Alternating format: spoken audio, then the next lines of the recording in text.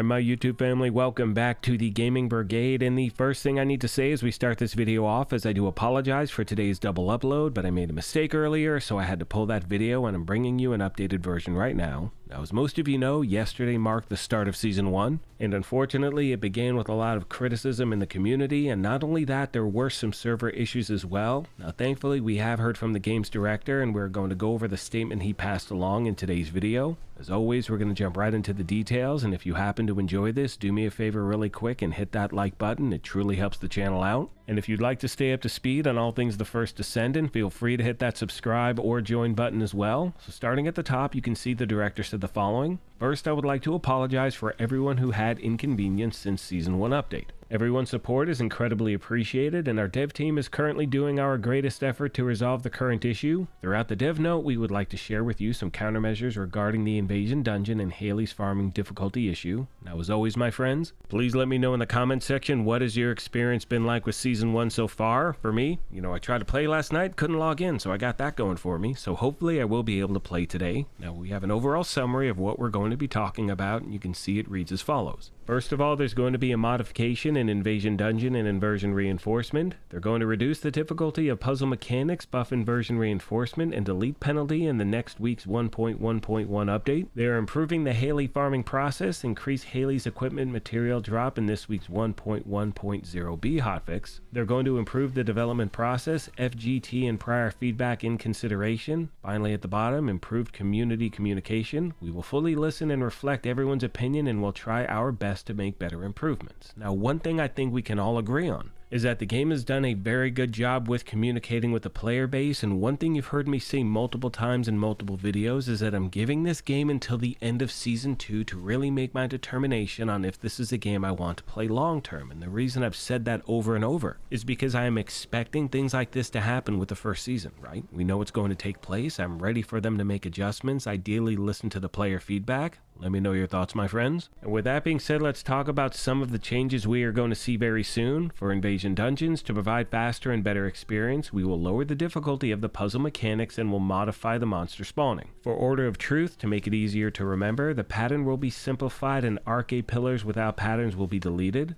The direction of the arcade pillar will be adjusted to look toward the battle area. Also, to make the gameplay experience better, tumors that cover the pattern and the ones that block the door will be easier to destroy. Also, the tumors that were once destroyed will not be regenerated. Next, we have the changes for the Legion of Darkness. The occupation time of an arcade tile will be shortened, and the tile will be rearranged so that they are more easily distinguishable. The number of wrong arcade tiles will be reduced, and the self-destructive monsters which steals the arcade tile will be deleted. In color puzzles, symbols will be added so players with color weakness will more easily enjoy the game. Lastly, barrier HP for named monsters will be weakened as well. Just like other legions, the puzzle mechanics for the Legion of Immortality will be modified in an easier way. As the invasion event for Legion of Immortality starts today, based on today's feedback, we will find more specific countermeasures. Again, I promise to keep you posted on any other updates the game passes along. Which now brings us to the changes of the Inversion Reinforcement, which is also going to be improved. To let everyone fully enjoy the Inversion Reinforcement system, we are planning to buff most of the effects and will delete the penalty. Modification in difficulty for Invasion Dungeons and Inversion Reinforcement will be fixed next Thursday with the 1.1.1 update. Throughout the update, we will try our best to let everyone fully enjoy the Invasion Dungeon in a more comfortable way. After that, we are planning to add matchmaking systems so users can play the Invasion Dungeons as multiplayer mode, and I'm telling you right now, my friends, that is going to make so many players out there happy because none of us could figure out why they would only make that for solo play. I'm glad they're adding multiplayer. Let me know your thoughts. Now, another thing I heard from a lot of you out there has to do with the drop rate for Hailey research material, and as you can see, they are going to be increasing those. The dev team wanted everyone, including our users who only have a limited time, to finish Hailey in 12 days in average. Also, we wanted to better support users who can invest a lot of time to farm Hailey faster throughout the infiltration operation.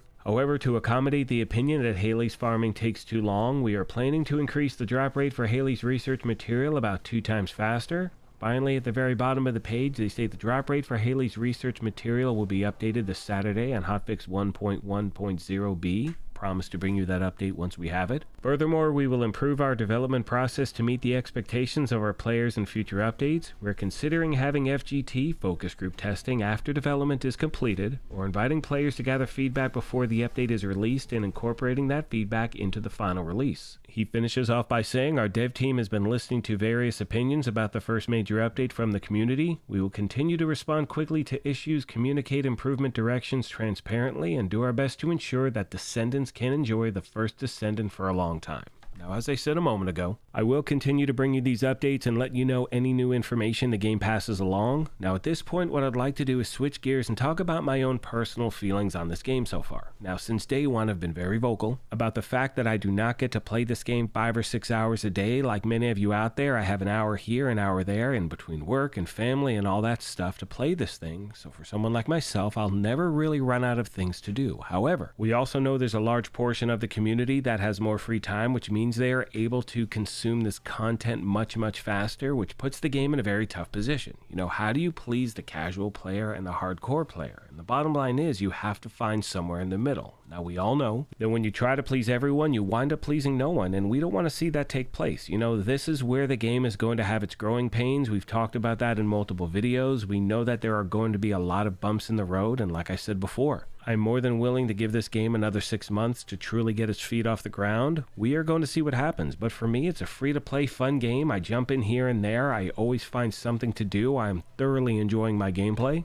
And while I think the game has done a fantastic job with their communication, that is going to run its course at one point. They need to let the game do the talking for them. I hope we all see that, my friends. On that note, I'm going to start to wrap this up. As always, I want to take a moment and thank you all for your incredible support of this channel. Please let me know of any questions you may have in the comment section down below. And not only that, let me know of things you'd like to see implemented into the game. They seem to be really great at listening to the player base. I mean, people were talking about the fact that they wanted to have a multiplayer aspect in the new invasion. It looks like they're going to put that into the game next week. And we all know as players that is incredibly rare because typically it will take a game a lifetime to make that adjustment. Once again, let me know your thoughts. Thank you for the privilege of your time, and as I mention at the end of every one of these, take care of yourselves, be kind to each other, and we will talk to you soon. Thanks again, everyone. Seasons. Through the inversion reinforcement, Descendants gain beneficial effects for progressing through seasonal content, and can also obtain effects that compensate for their weakness. Each season, we plan to tailor and replace the inversion reinforcement effects, providing effects that perfectly fit the seasonal content. In addition to a new Descendant, a new Ultimate Descendant will be introduced in Season 1. Ultimate Freyna, who has evolved Arcade's toxicity into a more powerful weapon, will make her debut. In Season 1, you can discover Freyna's exclusive story and uncover the tale behind the name of her skill, Room Zero Trauma. Excava is an assault rifle with powerful versatility. It can be obtained through the Battle Pass and is also available as a free reward. Excava charges voltage when attacking enemies and has a unique effect of firing the charged voltage as an energy grenade. It is a versatile weapon that combines the inherent versatility of an assault rifle with a powerful shot. Frost Watcher is a scout rifle that